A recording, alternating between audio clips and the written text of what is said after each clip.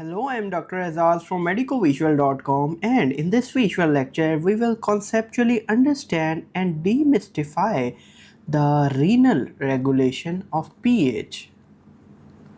Now if you are watching this series on acid-base balance, pH and acid-base balance, you must be knowing by now that the bicarbonate buffer system is it is the most important buffer system, extracellular buffer system. It is the most important buffer system of our blood, and it consists of course, two parts: the base part, the conjugate base, which is HCO3 negative, and the acid part, H2CO3.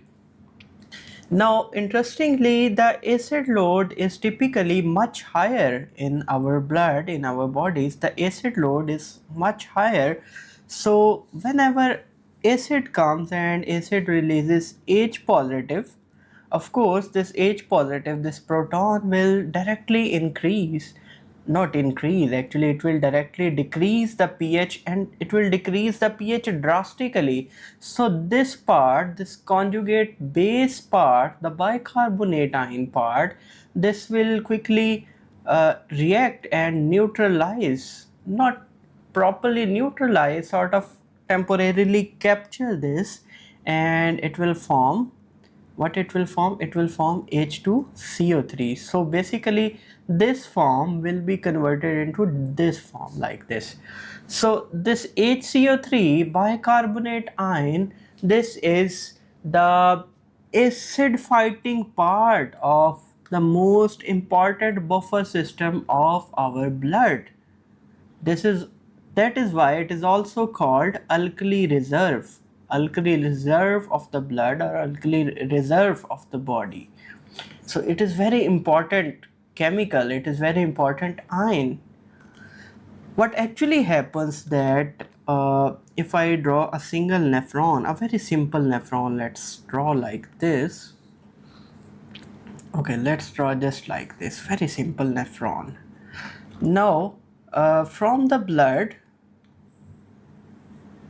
many small ions, they are freely filtered across this glomerulus here into this space called Bowman's space. And one of the ion that is also freely filtered is HCO3 bicarbonate ion. So this bicarbonate ion will be freely filtered, and it will come here in this Bowman space, and ultimately, if nothing is done, it will be lost in the urine. As I told you, it's alkali reserve, it's very important chemical, it's very important ion of our body. It is the acid fighting soldier. We do not want this bicarbonate to be lost in urine. We want to preserve this ion. So something must be done to protect this ion from being lost in urine. So the good news is that the kidneys have certain mechanisms to prevent this, and we will discuss what is that mechanism. So let's draw a diagram of a nephron again, and like this, a bigger one. So this proximal convoluted tubule, let's suppose I have drawn it out of proportion, much bigger than it actually is, right? And rest of the parts of the nephron are, let's suppose, shown a bit smaller. And let's suppose I have enlarged one cell only of the proximal convoluted tubule, and here the blood is coming, and blood vessel is there forming the glomerulus, and then this blood vessel is going like this. Of course, it's not anatomically correct diagram, but it will help you understand that how the bicarbonate is prevented from being lost in urine. So let's suppose here one bicarbonate is coming, and it is going into Bowman space, and of course it is being threatened to be lost in urine. So how can we reabsorb it back in the blood? Is there a transporter somewhat here that can pick this HCO3 and bring inside the cell, and then there should be another transporter, and then that transporter should take it back in the blood? Well, no, life is not always that simple. We do not have any special transporter here on the luminal side. We do not have any bicarbonate transporter or carrier here. We actually have the transporter for proton H positive, and we can throw this proton into this tubular fluid. And where do we get this proton? We can get the proton, small amount of protons are directly present inside the cell, but we can also get the proton from CO2. You know, CO2 is a small gas. It can freely come inside the cell, and it will be converted by intracellular carbonic anhydrase enzyme. By also utilizing water, it will be converted into H2CO3. Of course, it's a reversible reaction. And then this H2CO3 will release H positive, and it will release HCO3 negative. Now this H positive, this proton, it can be thrown here. From here it can be thrown, and you know, there is something else that is being threatened to be lost in urine, and that something else is actually what? It is sodium. We also need to reabsorb a lot of sodium, not all of sodium, but a lot of sodium needs to be reabsorbed. So this transporter, it kills two birds with a single arrow. So it brings in sodium inside, and it can throw hydrogen outside. So it is basically sodium hydrogen antiporter, or sodium hydrogen exchanger, or sodium hydrogen or sodium proton counter transporter protein. Basically, the sodium is coming inside along the concentration gradient. We have another ATPase transporter here, which take 3 sodium out of the cell and bring 2 potassium in. It is utilizing ATP, it is breaking down ATP to do so. So it is basically all the time it is bringing out sodium. So there is less concentration of sodium inside the cell. Inside the cell there is less concentration of sodium, and inside this tubular fluid lots of sodium is coming in by filtering from the plasma. So sodium is high in the tubular fluid, sodium is low in the cell. It is maintained, low sodium level is maintained within the cell with the help of this sodium potassium ATPase pump by utilizing ATP. So this sodium can come in along the concentration gradient, and as the sodium is coming in along the concentration gradient, the hydrogen or the proton is sent against the concentration gradient. This is called secondary active transport. Now what this hydrogen will do, this HCO3, this bicarbonate, it is acid fighting soldier. I don't know what happened with this, but it is going to jump in the urine, and ultimately it is going to be flushed in urine. But when this acid fighting soldier, it sees hydrogen, it reminds reminds him of its job. So it sees this hydrogen and it starts to fight with this not hydrogen, actually we should call it proton. It starts to fight with this proton, and then by doing so it is itself converted into H2CO3. And then we have carbonic anhydrase enzyme here, which will convert this H2CO3 into CO2 and water. Now again this CO2 can come inside right? And then the CO2 will be again converted to H2CO3 with the help of this intracellular carbonic anhydrase enzyme, and then this H positive can be sent again to bring or reabsorb another bicarbonate ion. And what happens to this HCO3 negative? This HCO3 negative, it can be taken inside the outside the cell with the help of transporters. We have two type of transporters here. One is the sodium bicarbonate co-transporter. It can bring bicarbonate as well as sodium together outside the cell. The other transporter is bicarbonate HCO3 negative bicarbonate chloride antiporter or counter transporter or exchanger, right? So anyhow, the bicarbonate will come back in the blood. Now, there is something that you must recognize and understand here. It is very important to understand this thing. The question is that have we created a new bicarbonate? The answer is no. Well, actually, we created the new bicarbonate. It is not the same bicarbonate that came here.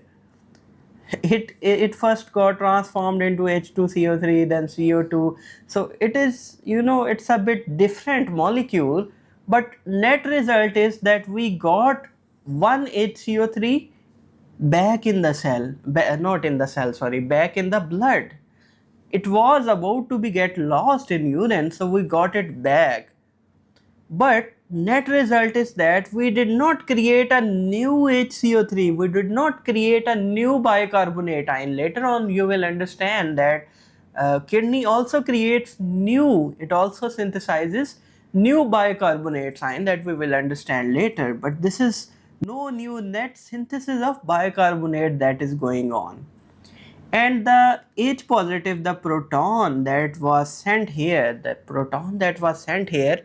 it basically came back and it basically got regenerated again, and it can be sent again. So basically this proton is being recycled. So we did not throw any proton, we did not lose any proton, no proton was lost and no bicarbonate was lost or gained. We did practically nothing, right? We just reabsorbed bicarbonate. All this effort to just reabsorb bicarbonate, please understand this thing. And before you bring something from different textbook in comment section, please understand that I know many textbooks they write that there is net secretion of proton, but please understand one thing, let me clear it for you. Secretion in renal physiology, secretion does not always mean excretion. If anything that is actively thrown into the tubular fluid, for example proton, it is thrown actively in the tubular fluid, one possibility is that it may get lost in urine, and if it get lost in urine, that is called excretion of proton. So this proton might get secreted and ultimately get excreted as well. But sometimes this proton is then recycled, it is reabsorbed back. So it is not excreted, it is secreted and then reabsorbed, it is not excreted. Please understand this thing. So although in this situation, although the proton is being secreted, but this proton, this specific proton, of course we will see that some protons are excreted as well, but this specific proton, it is secreted but it is not excreted in urine. Please understand. So yes, in textbooks you will see written that this much amount of proton is secreted here in the proximal convoluted tubule, but this is secreted, it is not excreted. Keep this in your mind. Secondly, the question that must come in your mind, that why we are doing all this effort just to reabsorb the bicarbonate. Of course, I told you it's an important ion, it must not be lost. But the question might be that a logical mind should ask that why not prevent this bicarbonate from being filtered here through across the glomerulus in the Bowman capsule. Just keep it inside. Why bother filtering this? The reason is that many small ions, the reason that why many small ions, many small substances, they get filtered through this. Of course, the anatomical reason is that there is special membrane here which is porous, but logical or philosophical or evolutionary reason might be that we do not trust the ever-changing environment. With the ever-changing environment, some novel toxin may be there, very small ion which might be toxic, right? And that small toxic ion may be there in our blood.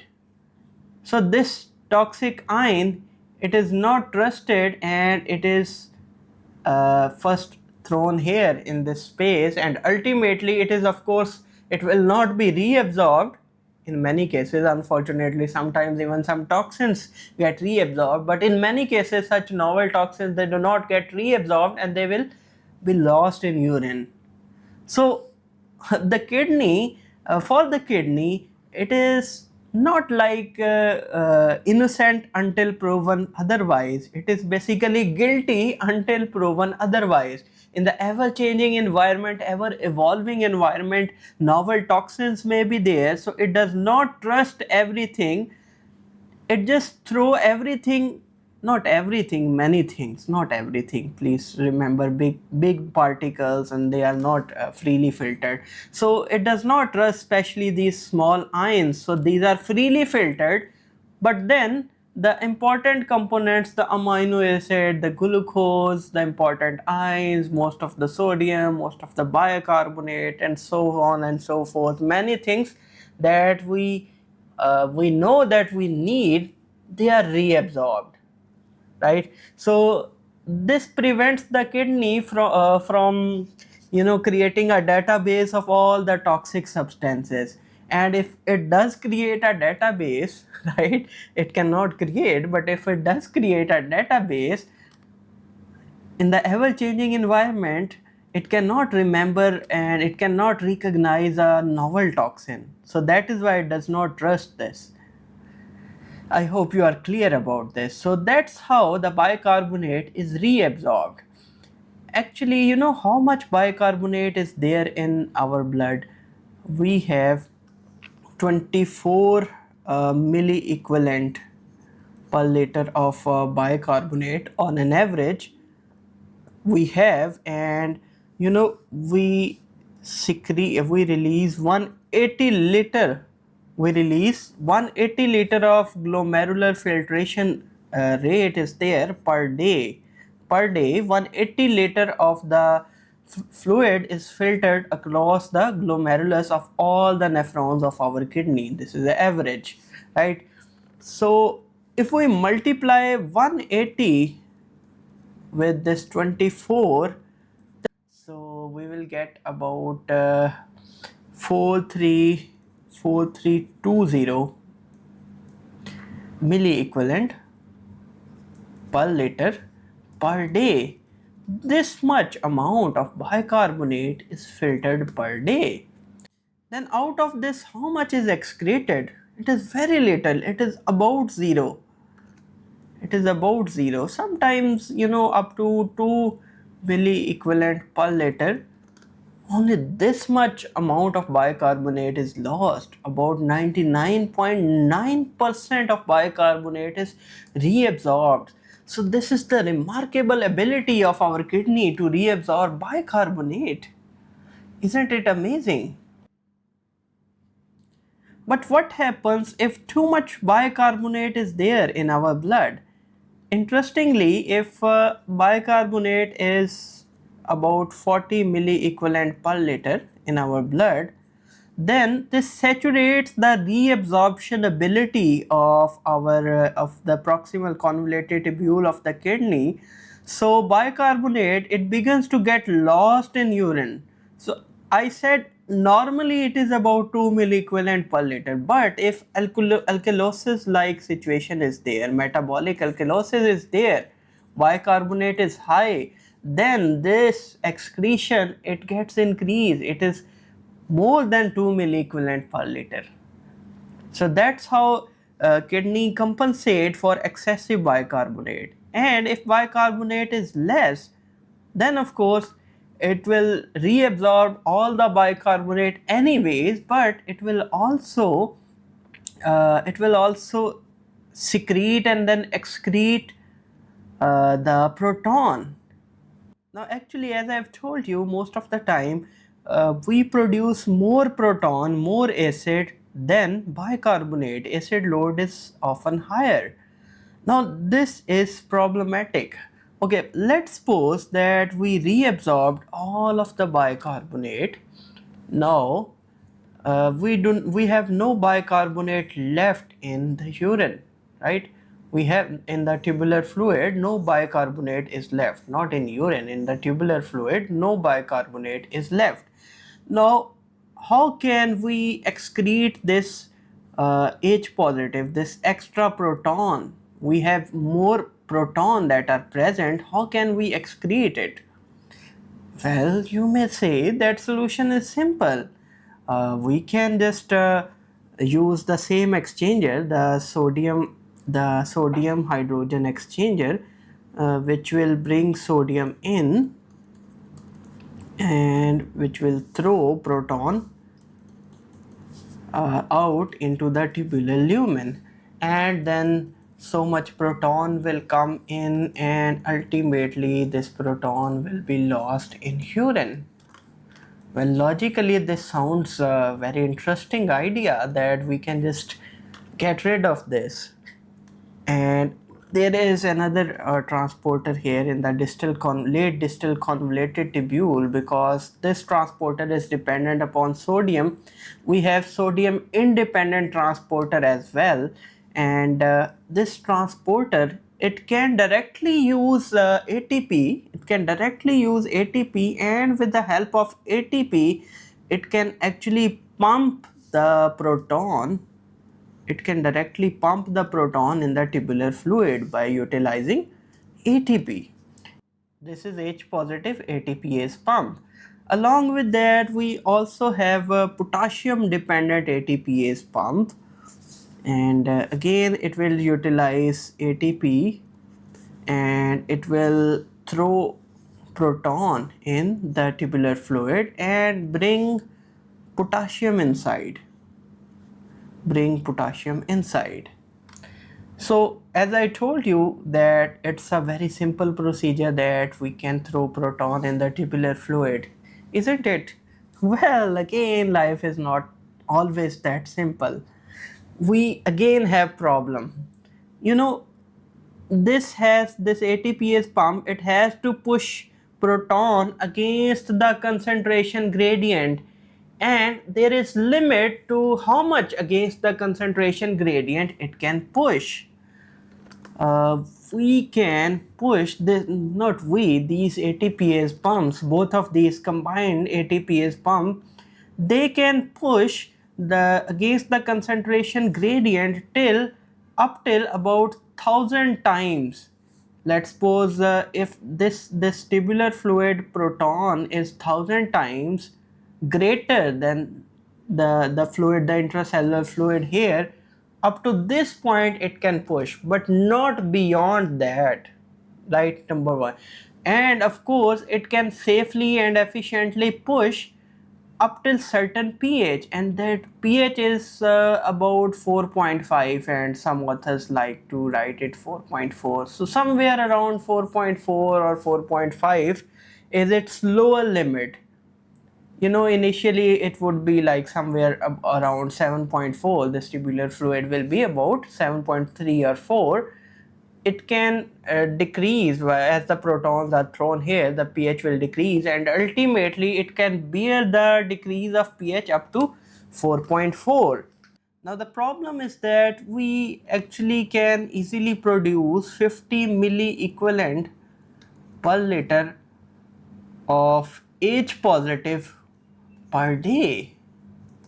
And if we directly throw the proton here in the tubular fluid and we directly throw 50 milli equivalent per liter of H positive per day, what will be the pH? Okay, let's check it. 50. Okay, and the answer will be, pH is equal to negative log 50, negative log of hydrogen ion concentration. If I put here, the answer will be minus 1.7. This much low pH. This is very low pH, right? So it can actually only push up to negative log of 0.00003. Yeah, this much only milliequivalent per liter. Only this much of H positive can be pushed, and if we use the calculator, the value will become 4.5. So we need to throw 50 milli equivalent, but we can only throw 0.03 milli, not 0.03, 0.00003 milli equivalent of proton. This is the problem. We need to get rid of lot of proton, but we can only throw this much proton. This is problematic. And by the way, it is 10,000, it is about 1,000 times greater. If I take negative log of 0.1234567 about here. Yeah, if I take negative log of this much value, it will be about 7.3 or 4. So there is 1 2 3, so there is 1,000 time difference in concentration gradient, right? It is the values of H positive, they are expressed in very small numbers. They are very small numbers. So anyhow, the problem is that we can throw very limited H positive. And how do we solve this problem? The solution is simple.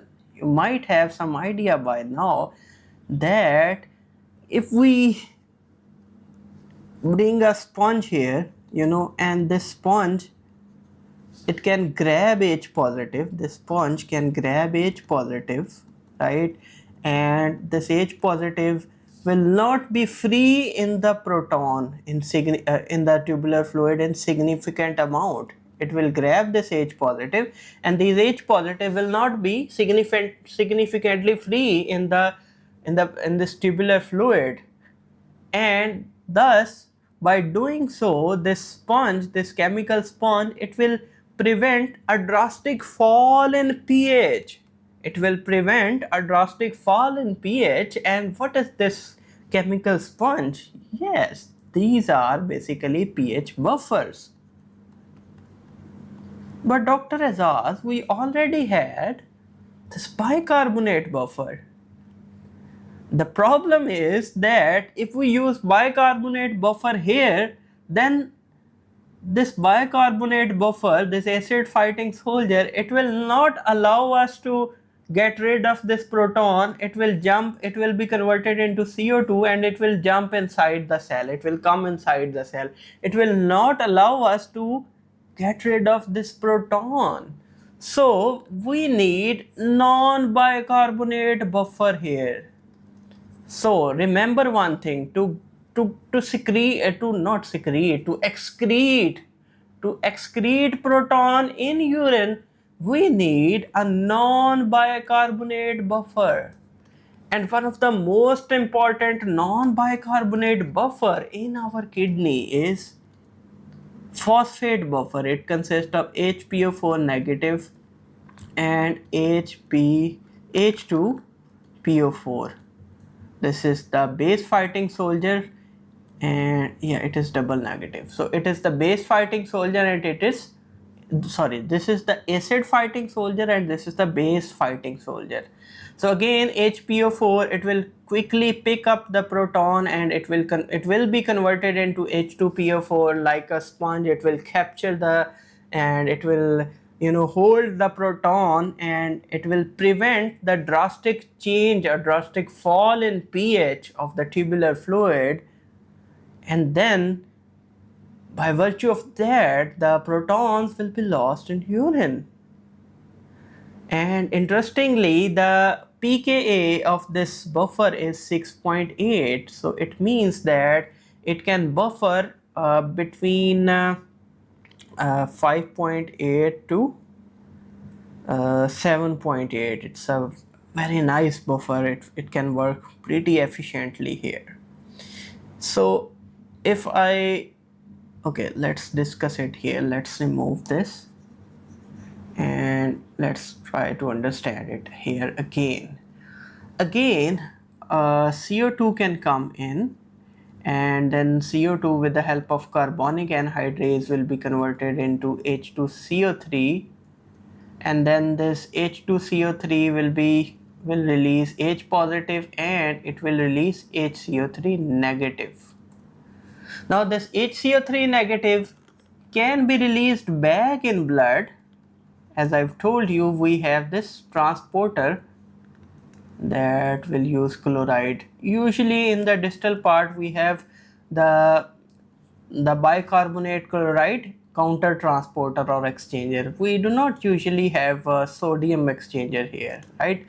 So anyhow, this H positive, it will be released here, and then we have HPO4 negative, double negative here, which will pick up this proton and it itself will be converted into H2PO4 negative, and this way it will be lost in urine. So now you see this proton, it is being attached with this buffer and it is not coming back in blood, it is not being recycled. So this H positive, it is secreted, but it is not just secreted, it is also excreted. It is ultimately lost in urine, right? And secondly, we also created this HCO3, and then this HCO3 is reabsorbed, not reabsorbed, it is reclaimed back in blood. It is reclaimed into blood, it is released in the blood. Now my question is that, did we get this HCO3 from the tubular fluid? No, we did not get this HCO3 from tubular fluid. We broken from the H2CO3 and then we got it back. So we basically reclaimed a new HCO3. We got a new HCO3, right? We did not reabsorb, we got a new HCO3 and we have lost a proton. So what is net result? One H positive lost in urine permanently and one HCO3 we have gained in blood. This is amazing. Lost in urine, proton lost in urine, bicarbonate alkali reserve gained in blood, new bicarbonate gained in blood. And it is not just the story of phosphate. With any non-bicarbonate buffer, this thing can happen. New HCO3 can be generated and the H positive is lost in urine. The phosphate buffer is the most important buffer. Along with that, to some extent, we also have creatine buffer, we have urea buffer here, and yeah, some other buffers that I don't remember, the minor buffers here, but the phosphate is most important one here. And along with that, there is another buffer that I will just talk about, but before that, let me tell you a problem that might arise here. And by the way, it is the beauty of buffer. Due to due to these non-bicarbonate buffers, we can actually get rid of proton to a much greater extent. We can get rid of proton to a much greater extent because the pH is not drastically decreased easily, right? Now the problem is that this phosphate buffer, it depends upon how much phosphate is filtered here. So from where this phosphate is coming, actually this phosphate, it is filtered here, this H2PO4 and HPO4, this pair, it is filtered here from here, and actually most of it is also reabsorbed back. So a little amount of phosphate buffer that is left, it is enough to buffer a lot of proton here in the fluid, in this what we call as the tubular fluid. But the problem is that we are dependent upon whatever the phosphate that is coming from blood. If less phosphate is coming, let's suppose in plasma the concentration of phosphate is low, or due to any reason if less phosphate is coming, or most of the phosphate is reabsorbed already, then the problem is that kidney cannot significantly release lot of acid load. It cannot significantly get rid of proton, and it cannot significantly regenerate or gain the bicarbonate in our blood. So it is totally wholly solely dependent upon this phosphate. Of course, our kidneys, they do not like to be so much dependent upon external factors, and fortunately it happens like that. So nature has provided something beautiful, and a beautiful mechanism to kidney, that it can generate its own buffer system. It can generate its own buffer. And what is that buffer? Let me explain it to you. So in the proximal convoluted tubule, what actually happens that some glutamine amino acids, they are also lost in this tubular fluid, and fortunately they are not lost. Almost all of them, nearly 100% of amino acids, they are reabsorbed by special transporters. uh, so yeah, we got glutamine inside, and some glutamine can also come from the blood. So we have glutamine inside. Now this glutamine can be metabolized, and it can be metabolized into glutamate, another amino acid, and by doing so NH4 positive is released. NH4 positive is released. Now this glutamate can be further metabolized. It can be further metabolized to release alpha ketoglutarate, and while doing so another NH4 positive is released. So basically we get two NH4 positive. And then in the textbooks it is said that this alpha ketoglutarate, through multi-step pathway of gluconeogenesis, it is converted to glucose, which is a neutral substance and it has two negative charge. So by converting this this negatively charged ion, this anion, to neutral substance, electrically neutral substance, we need, according to textbooks, we need two protons, or basically in terms of biochemistry, if we consume proton, we are actually gaining bicarbonate. Let me tell you how. But before that, the thing is that we are, according to textbooks, we are generating 2HCO3 negative, and these 2HCO3 negative, they are released into blood. So by metabolism, by just metabolism, right, not something else, I will tell you the other mechanism as well, but simply metabolism, we have generated, we have gained two molecules of bicarbonate. Of course we have this NH4 ammonium ion, I will tell you what happens with that. But first good thing that happens is that we have got two bicarbonate. And I told you that in biochemistry, consumption of protons is said to be equal to generation of bicarbonate. Why is that so? Let me tell you. So basically, if we have this buffer system H2CO3 and HCO3 negative. Now actually what happens that let's suppose we had this proton here. Now if this proton is lost, right, if this proton is consumed in metabolism, let's say, The problem is that pH might quickly increase. pH might increase, but we have this buffer system, this H2CO3. What it will do is that it will quickly release this H positive that was consumed, and along with that it will also get converted into HCO3 negative. So if H positive is consumed, HCO3 negative is generated, right? So consumption of proton is equal to generation of bicarbonate, and reverse is true. If we release proton, if let's suppose proton is released, it will react with this bicarbonate and it will be converted to H2CO3. So this bicarbonate will be lost. So if protons are released, bicarbonate is lost.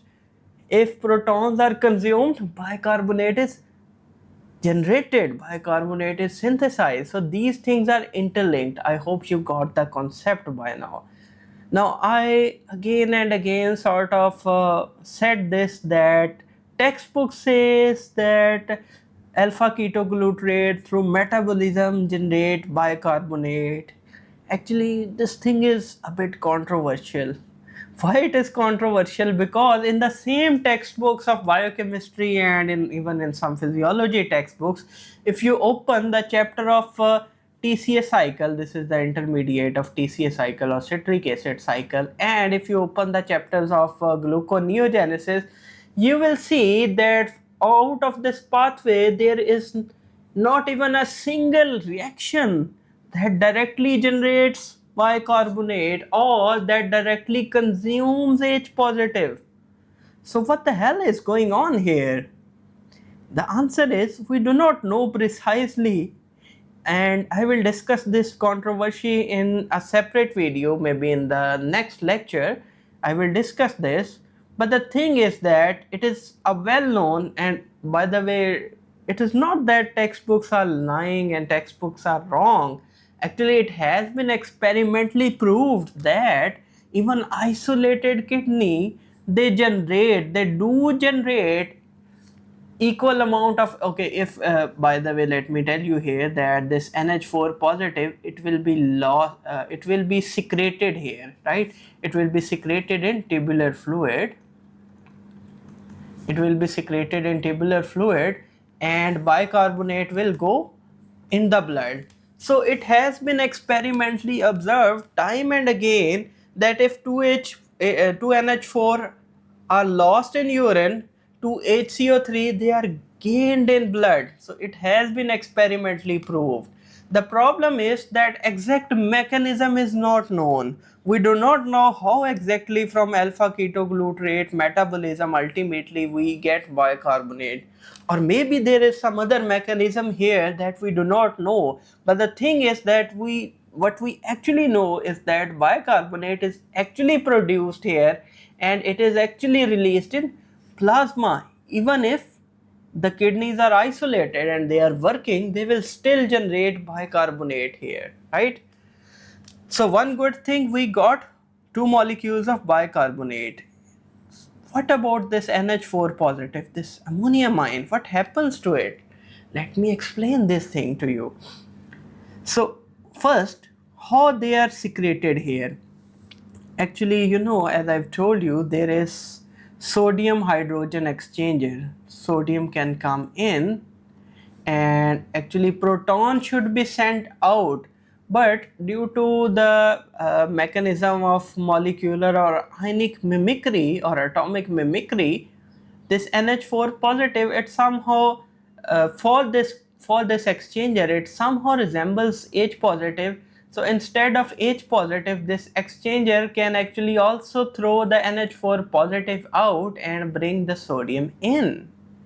Secondly, this NH4 positive, small amount, I told you very little amount of it is converted into NH3, and then this NH3 is non-ionic substance. It's a small molecule. It can directly go here inside and it can pick the proton from here. You know, it's an acidic environment. It can pick a proton from here and it can be converted back into NH4 positive, right?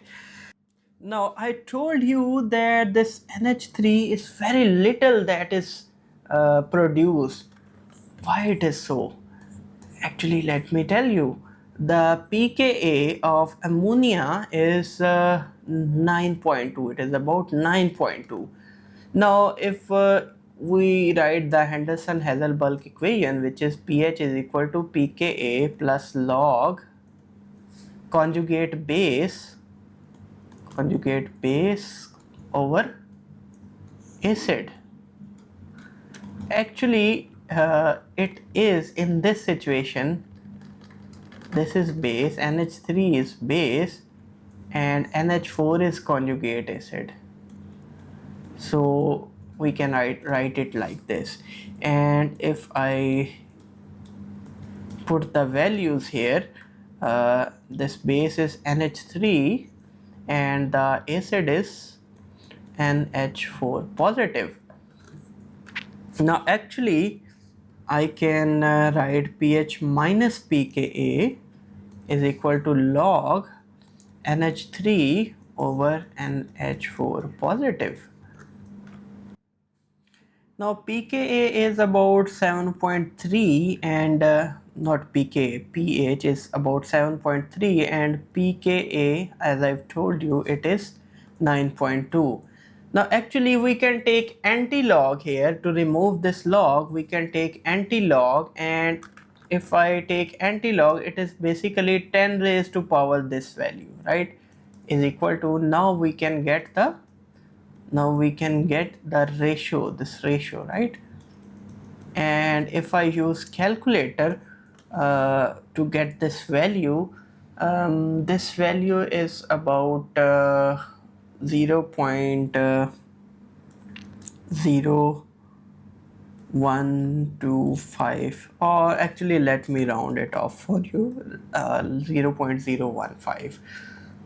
So this is the ratio of NH3 divided by NH4. Now if I multiply it by 100 we can get a percentage, and that is about 1.5.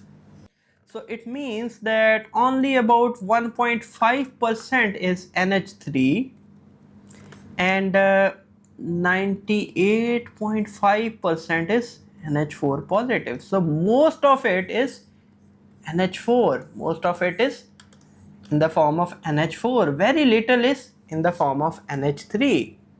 So it is not a great buffer. Its pK is relatively very high. It's not a great buffer, right? But still kidney is provided with this buffer and it can efficiently still somehow use this buffer. The reason is twofold. One, that while creating this buffer we generated HCO3, alkali reserve. That's a great thing, right? By the way, we have enzyme here, glutaminase, that does so, right? So kidney is provided with glutaminase enzyme that can break the glutamine to generate this buffer, right? Ammonia buffer.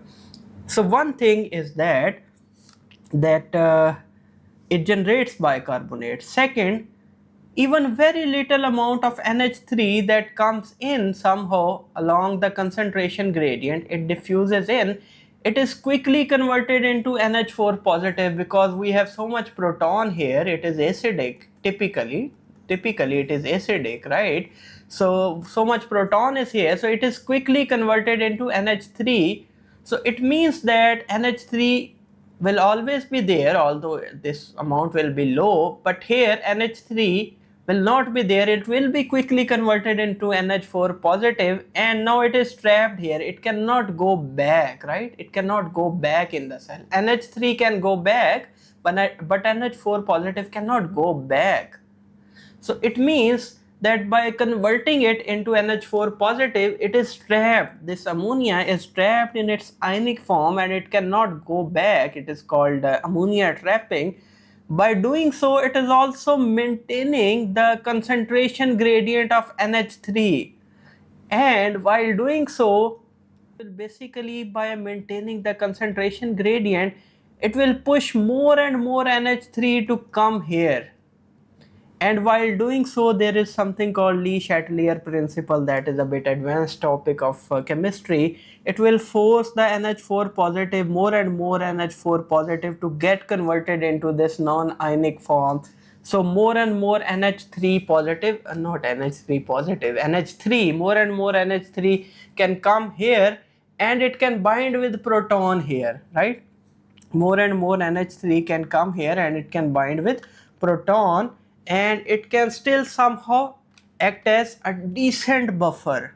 It is not a great buffer, but still it can somehow get utilized as a decent buffer, right? So next, what happens, that something very unusual happens here in the thick, this is called thick ascending limb of loop of Henle, and then here there is a big transporter.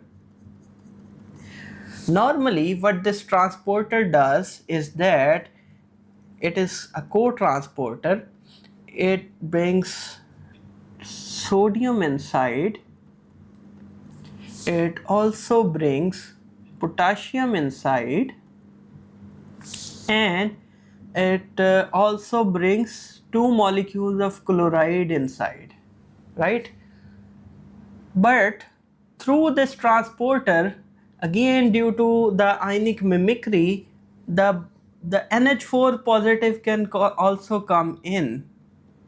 Somehow this transporter think that this NH4 positive is similar to potassium, so instead of potassium it can also bring NH4 positive in, and through certain potassium transporter, then this NH4 positive can be released into this medullary interstitium.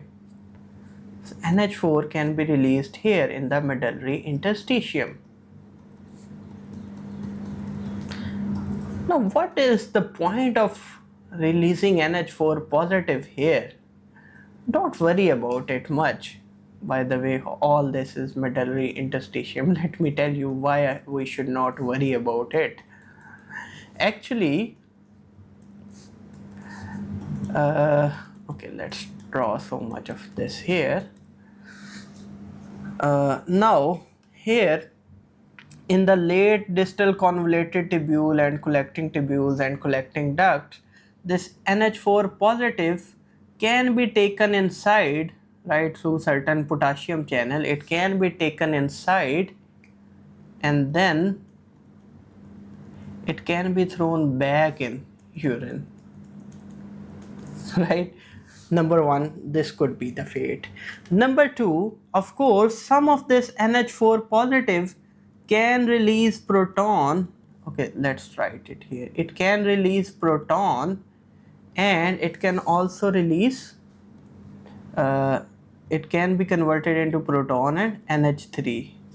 Now this NH3 being a small molecule, and rather some of these might be in the form of NH3, right? Not in NH4 positive, some of them might be in the form of NH3.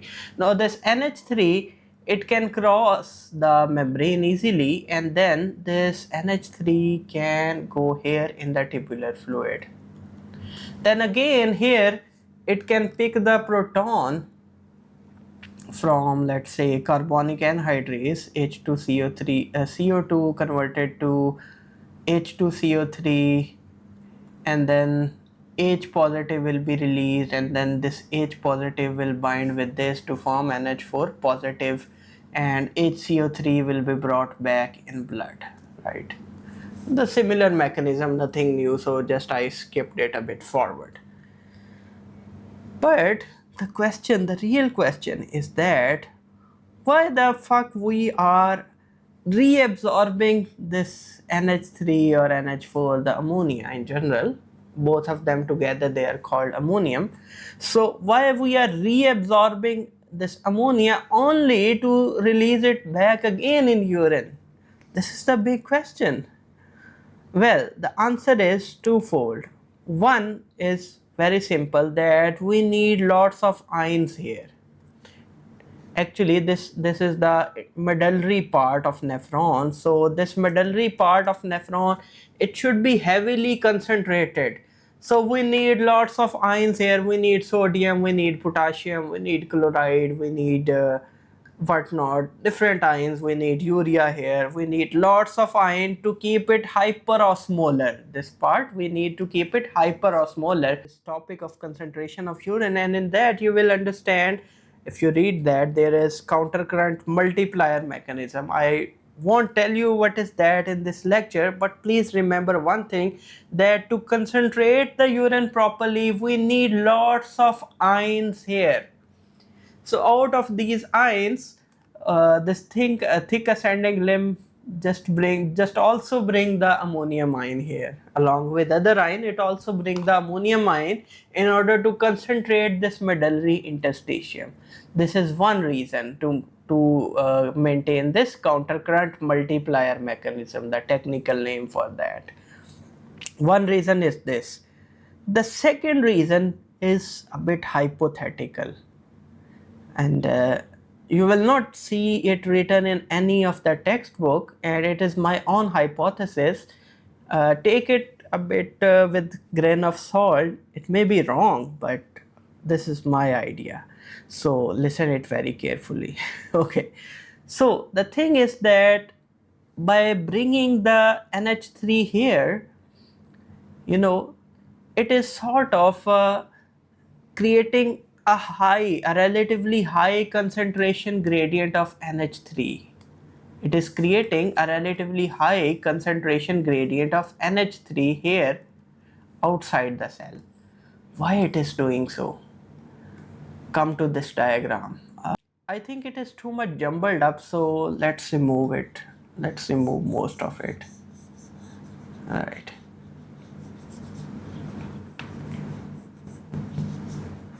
Okay, let's simplify it a bit.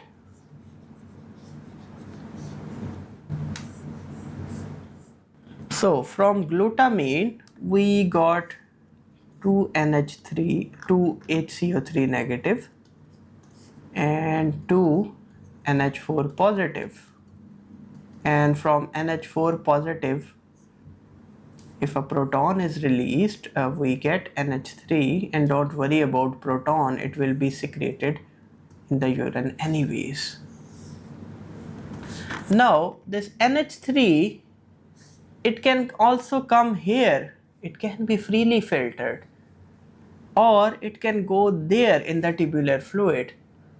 I think the reason is that the reason that it prefers to go in the tubular fluid, especially in the deeper parts, in the medullary part, is that by this recycling re-entry mechanism of ammonium, it sort of already is maintaining the relatively high concentration of ammonia here.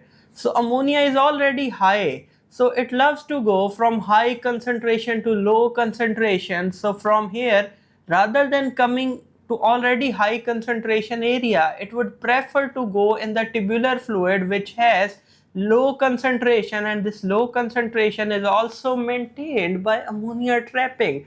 So this is one hypothesis. Of course, there is countercurrent multiplier mechanism, that is the real reason that is mentioned in textbook, but one of the hypotheses is this one.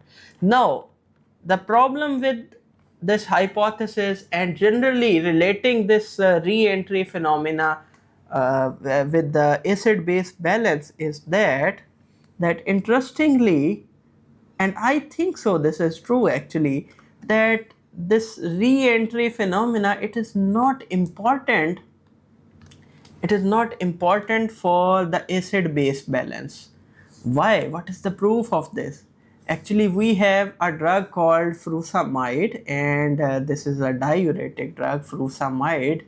It can bind here and it can block this transporter. This furosemide can block this transporter, and interestingly, you might be thinking that if this transporter is blocked, then acidosis might be there, that because we are not able to secrete or excrete the NH4 positive properly. So there should be acidosis. Well, it turns out there is no acidosis if furosemide is given. Actually, there is alkalosis, and the mechanism is separate, that is contraction alkalosis, because lots of fluid is lost. So most of the bicarbonate is reabsorbed actually, and there are certain other reasons, the aldosterone and other, that I will not go into that. But the thing is that there is no acidosis. So actually, even if this transporter is blocked, NH4 positive will still be lost in urine. It does not matter. And actually, not many, some amount of NH4 positive, it follows this direct path. It is not reabsorbed, it directly goes in urine, right? It is not reabsorbed, it directly goes in urine anyways. So this, if this path is blocked, acidosis does not ensue.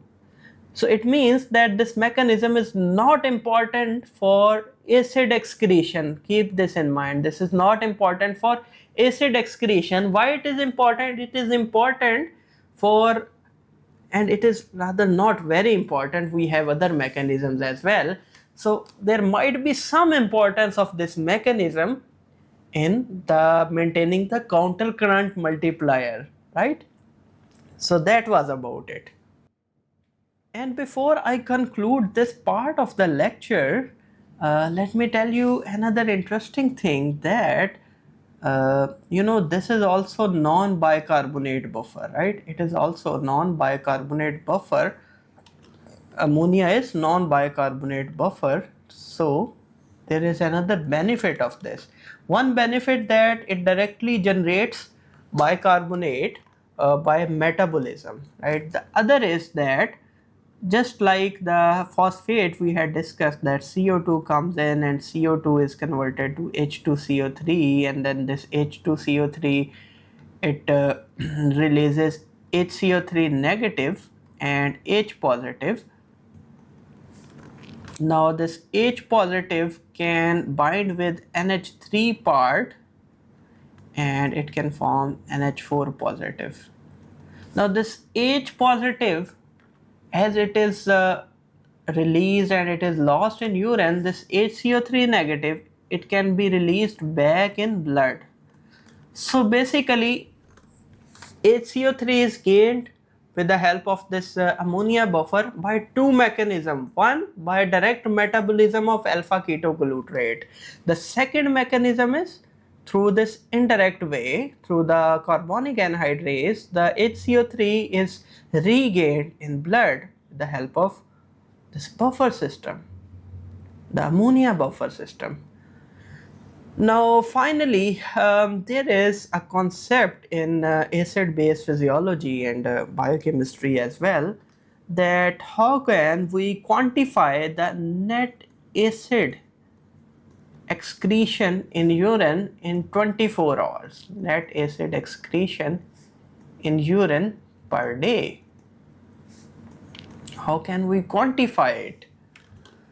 Well, it's very simple. Let me tell you how can we do.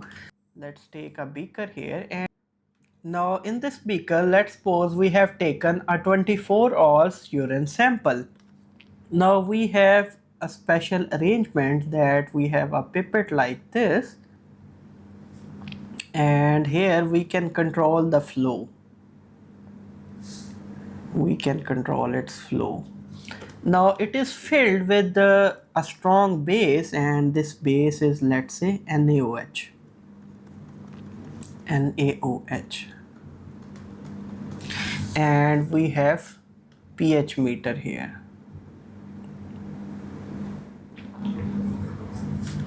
Now initially, let's suppose that the value is 5.5 on pH meter. The value is 5.5, and we allow NaOH drop by drop, and by the way, we can also measure the NaOH that is being sent here.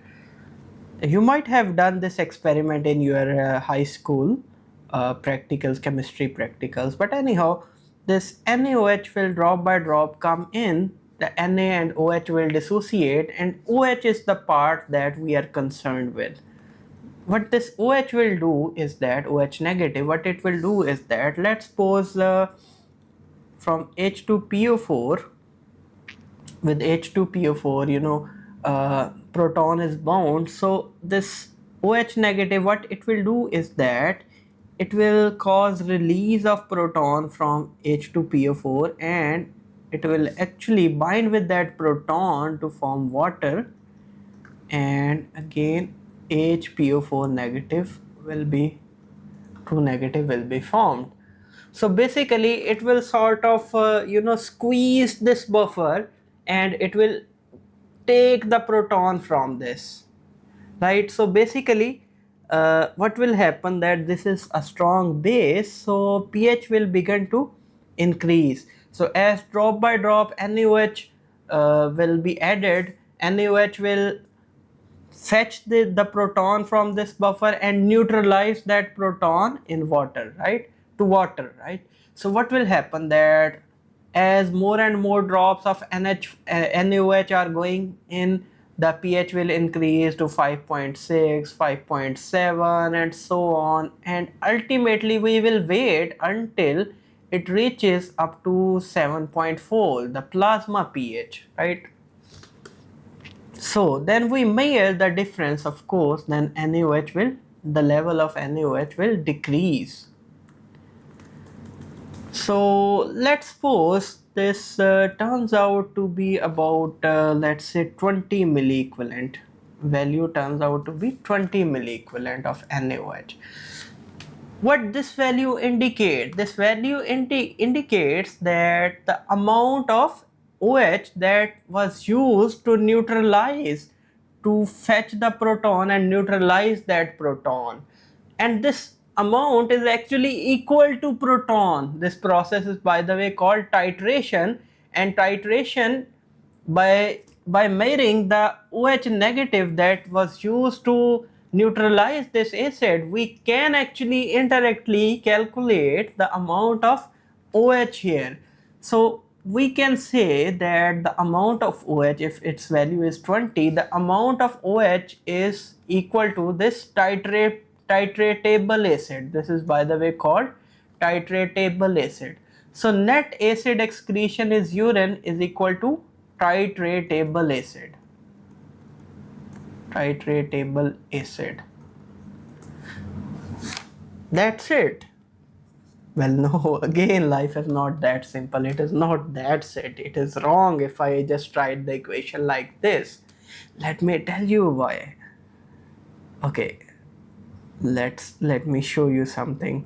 We also have NH4 positive here, right? And this NH4 positive, it is also holding this extra proton, and you can check this with the Henderson-Hazel-Bulk equation. I am not gonna go into calculation again, that it is 98 to 99% in this acidic range, about even more than 99% sometime, in the form of NH4 positive.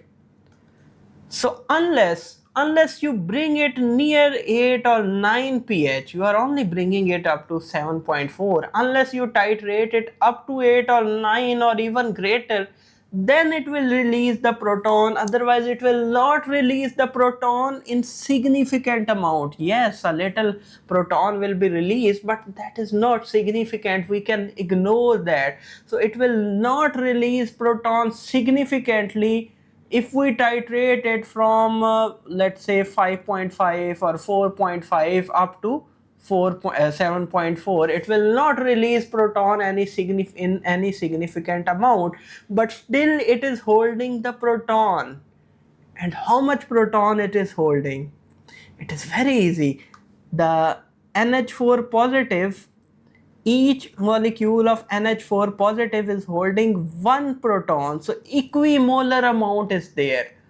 So if we measure NH4 positive, and let's say its value is 30 milliequivalent, that is actually equal to proton that it is holding. H positive, it is holding, its value is 30 milliequivalent per liter. So it is very easy. We also need to, as I've told you, we also need to take into account the NH4 positive, because acid was secreted in NH4 positive form, and it is very simple that we just mention the NH4 in urine, NH4, amount of NH4 in urine.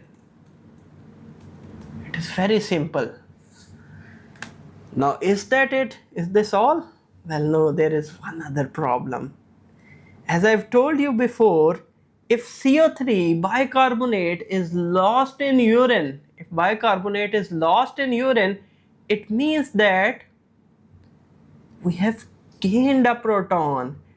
And if we have gained a proton, it means that we must subtract the gained proton.